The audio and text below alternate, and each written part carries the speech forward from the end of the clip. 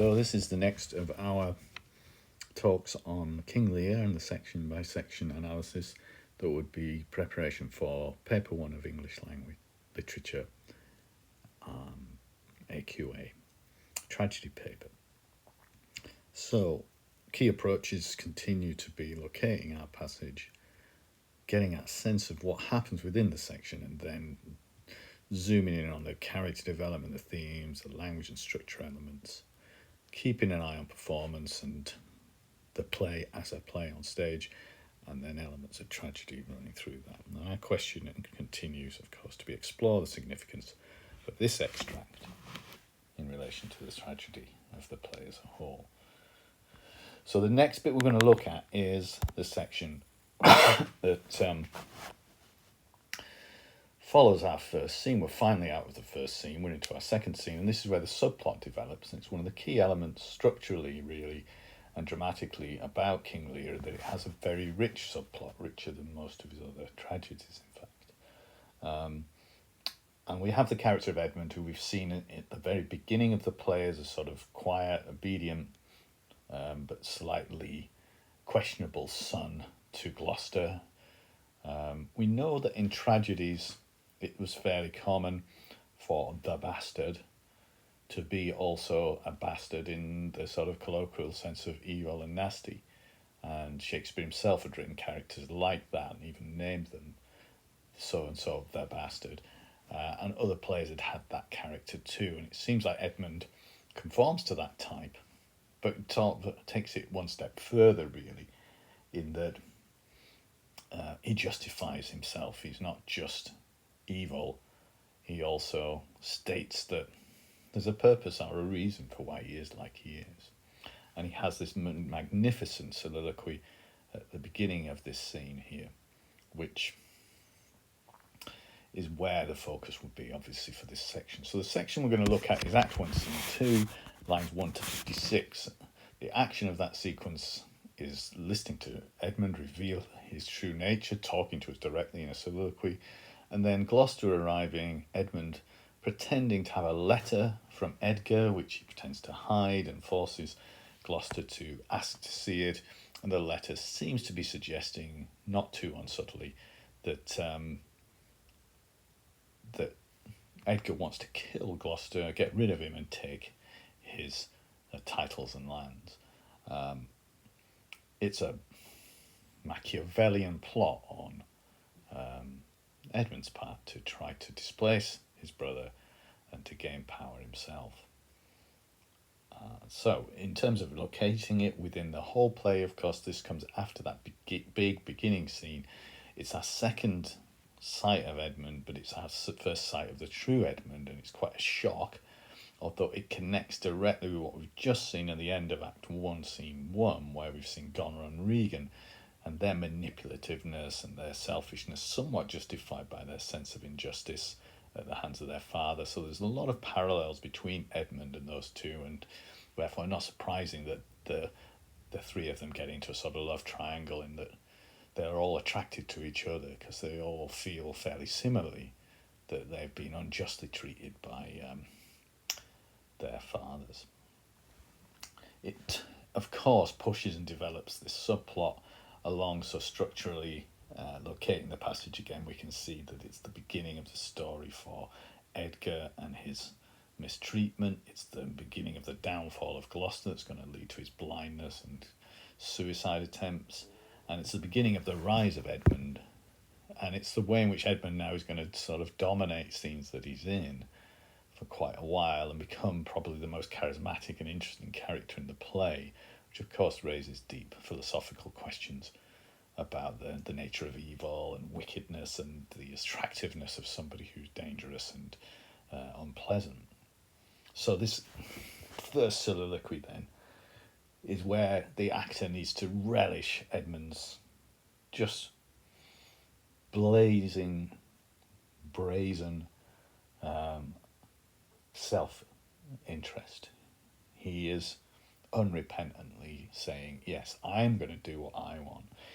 What he shows is that he has no illusions, that he sees things, he knows what's real and what's not, and he sees through any nonsense and also can use other people's gullibility and foolishness, as we'll see the strong contrast between him and Gloucester here, who comes in fairly soon in a very bumbling fashion, confused by what's happened and talking about eclipses and goodness knows what, and Edmund quickly manipulates him.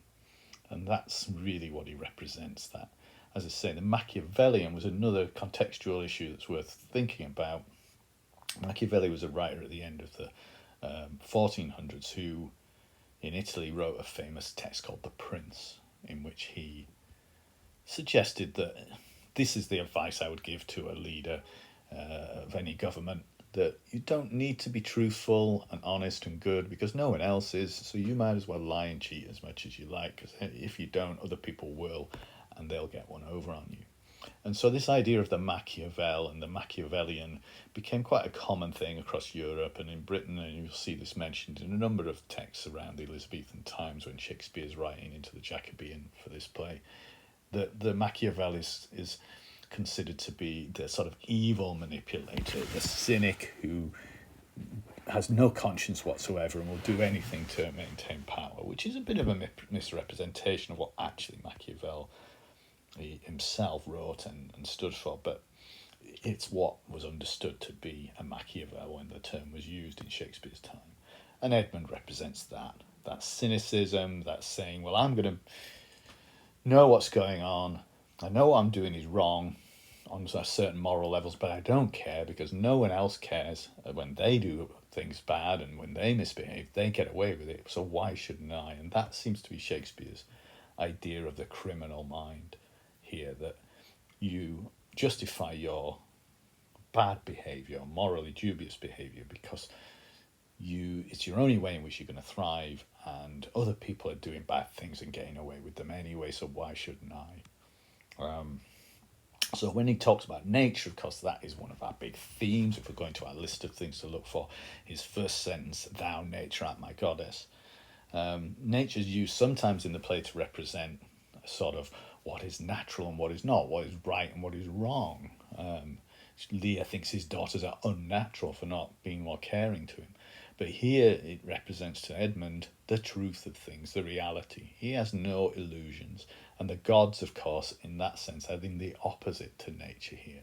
And characters like Lear and Gloucester often speak about the gods, and certainly Edgar does too. What Edmund is saying here is, I don't believe in any real gods. I believe in nature. I believe in things as they are.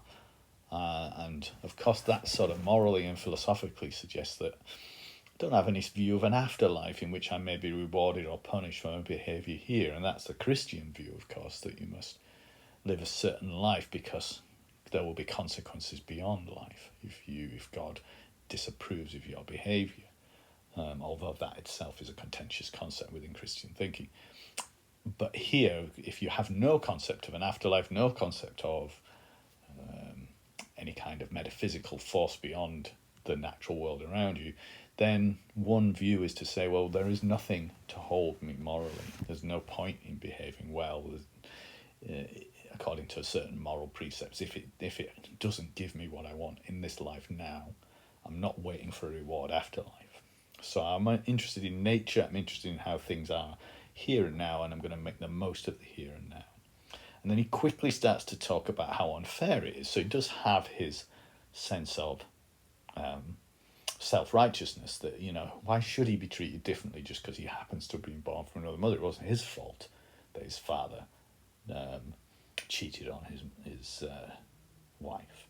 And there's a force and drama and dynamism, the rhetorical questions, the repetition of bastard and base with that plosive B sound. You can really lay into that as a performer and gives a real energy and charisma. As is often said, the actor playing Edmund has to be the sexy one, the attractive one on stage, the one that all the people orientated to being attracted to men will sort of swoon over in spite of themselves. And certainly Donald and Regan do that later. So he's very forceful, repetitious, lots of questions, but they're rhetorical questions. The answers are all implied to be, well, there is no reason for any of this nonsense, this cultural situation that denies you any hope of a future equivalent to your brothers. And then he talks about the contrast between him and Edgar, and this becomes part of the playing of the characters we'll see in the next sequence within this same scene when he meets Edgar. He thinks he's been born by lusty and stealthy and therefore passionate love. He thinks that's more likely to create a sort of more energetic and vital human being if you are born by a passionate sexual relationship rather than a kind of dutiful married sexual relationship in which there may be no energy to that relationship anymore. So he kind of suggests that Edgar might be a kind of product of a rather lazy, tired relationship within marriage, and he's a product of a vital, energetic but immoral relationship outside of marriage. And that sort of determined their characters. But there's some irony in that. I don't think he thinks that in any meaningful way, because that would lean towards something like astrology, which he mocks later in the scene. He's just saying, jokingly, that I am basically stronger and more interesting and more vital than Edgar. The legitimate Edgar, he says, you can imagine that said with a great deal of disdain and sarcasm and irony and self-righteousness. Fine word, legitimate. Notice how he pays attention to language too. There's a real sense of his intelligence, and that goes with his vigor of his personality. He's got a vigorous intelligence, and that is going to be what will make him, as he says here, my invention thrive. I'm clever, manipulative. He quickly picks up on things, and we'll see that throughout the play from now on. When somebody says something, he'll use it for his own purposes very quickly. He's very fast to notice something and think, yes, I know exactly what to say here that will fit in with what's been said there and will lead to some advantage for me. So, I grow, I prosper, very short sentences, very direct, very self-orientated, a lot of use of the first person in this speech. I am on the way up. This is my time now. And that ironic gods stand up for bastards. We know that he doesn't really believe in the gods, and what he's really saying is, I'm going to stand up for myself. So a really energetic and vigorous opening, something different to what we've seen in the play so far, and very different from the rather sort of polite young man we saw in the very beginning of the first scene. In comes Gloucester with a powerful contrast here. Shakespeare structures scenes brilliantly, and here we've had the energy and the verb and the darkness of Edmund, and then in comes Gloucester, bumbling, half-finished sentences. Kent banished thus, and France in colour parted, the king gone tonight, all is done upon the gad, Edmund. So he's muttering to himself about how surprised he is by everything, and again it makes him seem very unlike Edmund, very unaware. Edmund knows everything that's going on. Gloucester is surprised by everything. Gloucester's so easily fooled because nothing really seems to be in his expectation. He has no real sense of what's likely to happen. He doesn't see the business like Edmund and Goneril and Regan do. And here we go with the letter. And of course, it's the oldest trick in the book. Oh, you can't see this. Oh, now I want to see it. But of course, Gloucester falls for it. And of course, there's the seeing metaphor here, which is very powerful for Gloucester, as we know later in the play. So if we're connecting this to other parts of the play, everything that happens between Gloucester and Edmund is to do with sight and blindness, and coming to a head at the end of Act 3 when Gloucester loses his sight and finally sees, metaphorically, what Edmund's been up to. So he talks about, I shall not need spectacles, so if it's nothing. And of course, nothing is the other key word in the play. And here it's played upon just to, really to keep it in our mind. Gloucester wants to joke about, if it's nothing, if this piece of paper is nothing, I won't need to look at it then, I won't need my glasses. But again, it's not nothing, just as the word nothing from Cordelia has created a lot of action and problems and tragedy. So here, this nothing is going to create quite a lot of problems, particularly obviously for Edgar and for Gloucester. Edmund plays the role again. He's switched, so we've seen that personality as the real Edmund, that sort of force of nature, in his soliloquy, and now he's back to the polite actor, performer of a polite role in that we saw at the beginning of the play. So he pretends to be a very sort of loyal and honest and good son. Oh, I don't want you to look at it because it's not quite right for you to see it. Which of course Gloucester then becomes what he thinks is the wise and stern father who's demanding things, and this is again bad parenting, falling for the tricks of your children, just as Lear fell for the tricks of Goneril and Regan. So Gloucester, in his arrogance and self-importance, I will have that letter if you're trying to take it away from me, as if he's been a really powerful and strong parent there, demanding things of his children, but in fact he's just falling for their trick. And again, Edmund, all this sort of stuff about offence and blame is very polite and just totally not what Edmund would normally say if he weren't putting on this act. Let's see again. So Gloucester emphasising, I'm going to see the evidence. I think I know what I'm doing. I think I can see things and understand things, and I can see into secrets here. You've got a secret. I'm going to look into that. But he's not. He's been totally blinded by the way in which he's been led along here by his son, and he falls so absurdly for the trick. It couldn't really go any better. And our section, we're going to finish here with Gloucester reading the letter and then responding with who brought it, and that would be 56 lines or so that would be as long as you would get on the exam. So you could look at the letter itself. Of course, Gloucester reads it out, thankfully, so we actually get to know what's said. It's rather kind of tortuously written. It doesn't say, I want to kill Dad, but it says, if our father would sleep till I waked him, which is metaphor enough. So you might say, why is it written like that? It's again, firstly, I think it's Edmund trying to replicate Edgar's rather more tortuous way of speaking, and he imagines that Edgar would say it like that, whereas if Edmund were writing such a letter, he would be more blunt, we think. And also, it lets Gloucester do some of the work, again, that Gloucester thinks he's so clever to work it out. Oh, I can tell what that really means. Aren't I clever? So that, again, makes Gloucester feel like the whole idea of Edgar being guilty of something is his, not Edmund's.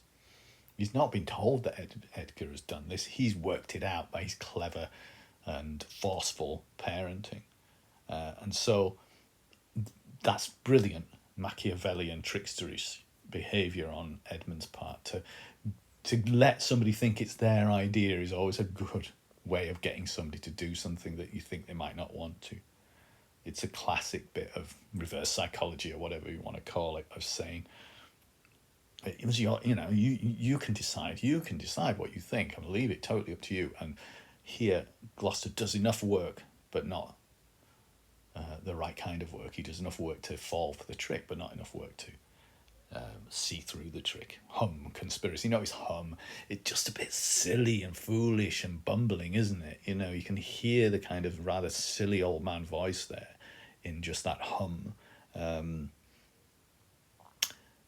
And who brought it, quickly asking questions, interrogating Edmund, but just exactly on the lines that Edmund wants him to. So what we've seen in this little sequence is the setup, just as we saw the setup in Act 1, Scene 1, for Lear's tragic downfall. Here we've seen the setup for Gloucester's tragic downfall.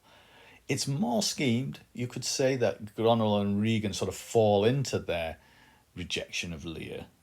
They didn't particularly plan to do any of it. It just happened in some ways. They were going to be keen to take what they could from Lear, but they weren't necessarily planning to ditch him and get rid of him. That seems to develop afterwards. Whereas here, Edmund has very much set out an agenda for his own conspiracy. And of course, conspiracy indeed. Conspiracy, the only person conspiring, and he's only conspiring with himself, is Edmund. He then conspires with Cornwall later against his own father. So it adds a powerful extra dimension to the play. And we might sort of be somewhat relieved about the energy that Edmund brings to the play as well at this point. The force of his character really gives it has to be done quickly, this scene. It has to have a real energy and almost violent force about it. Even as Edmund is playing the role of a rather foppish and good-natured son, there's still a real sense of pace about what happens here, because that will give you the sense that we've got a kind of animal force at work. And of course, animals is a big, strong theme with that throughout the play, and constantly 57 different kinds of animal are mentioned throughout the play. And here, Edmund is this kind of pantherish, cat-like, sneaking, dangerous predator who's, carefully and quietly manipulating things in a very cynical way. And at that point, we pause as the scene develops. We see Gloucester fall more deeply into his delusion, and Edmund has won. His victory is assured at this point. Almost immediately, everything goes his way, and it's only really towards the end of the play that he suffers any serious reversals, as we'll see. For the whole themes of the play, we've got this sense of this, again, you could use this phrase quite a lot in the play. It's a fallen world, a world which means that it's a world in which things do not go well for good people, in which bad things happen and nothing is really done to mitigate that badness, that unpleasantness. It's a world of a kind of hellish world, really, in which the forcefully selfish and cruel thrive and do well, and the good are bumblingly naive and gullible and are pushed around and mistreated. But obviously in Lear's case, he's very much to blame for that, and he brings that very much on himself in a really kind of bitter and cruel way. Here, you might say Gloucester is more completely deceived, and he's just more of a fool than cruel. But even so, he very quickly turns against Edgar, which is his fault. But he has been forced into that much more quickly. No one forces Lear to turn against Cordelia. He decides to do that. Whereas here, Edmund supplies evidence that makes Gloucester mistake things. Mistakes are as much as anything the hamartia that drive tragedy, and it's a mistake here. But you could then obviously talk about the Shakespearean hamartias tend to be those fatal flaws, and we've seen that, if Lear's fatal flaw is his quick temper and his self-absorption, Gloucester's his gullibility and his self-confidence that he thinks he knows what he's doing when he doesn't, and he doesn't really question things deeply enough because he thinks he's cleverer than he really is. So at this point in the play, we're now thinking that Edmund has a certain roguish appeal, and we're kind of amused by his plotting and we'll see that later in the scene when he again talks to us directly. And we see Shakespeare does that in other plays with bad characters, cynical Machiavellian characters. Iago in Othello, Richard III in his play. They talk directly to the audience at the beginning of scenes and at the end of scenes, showing that they're in control, and they implicate the audience in this bad behaviour. So we're in on it. Nobody else is in on these plots except us and Edmund, and that kind of draws us almost to side with Edmund at times. And if the actor chooses to do it this way, there can be quite a conspiratorial relationship with the audience as he shares his plans with us, and we kind of begin to feel like we will him to succeed. It's what's known as the anti-hero, and it's been a common trope throughout all literature and movies, etc. If you think about, in the later 20th century, you have a character like Hannibal Lecter in his films, who was a serial killer, and yet in the later films made about that character, he became almost the anti-hero, the person who we wanted to see succeed and defeat the people who were trying to thwart him. And it's the skill of a dramatist to make us side with somebody who in fact is really horrible if we knew them in real life. we would run a million miles from them and be disgusted by them. But on stage, we can kind of appreciate their glamour, their sexiness, their general appeal. So, in terms of the tragedy, we've got a mirroring and an echoing of the two plots now that coincide and intersect with each other, but are quite separate too, but are similarly about cynical children overthrowing their parents' power, about misjudgments by parents of children, about injustice, and about those who see things as they really are and those who are easily deceived.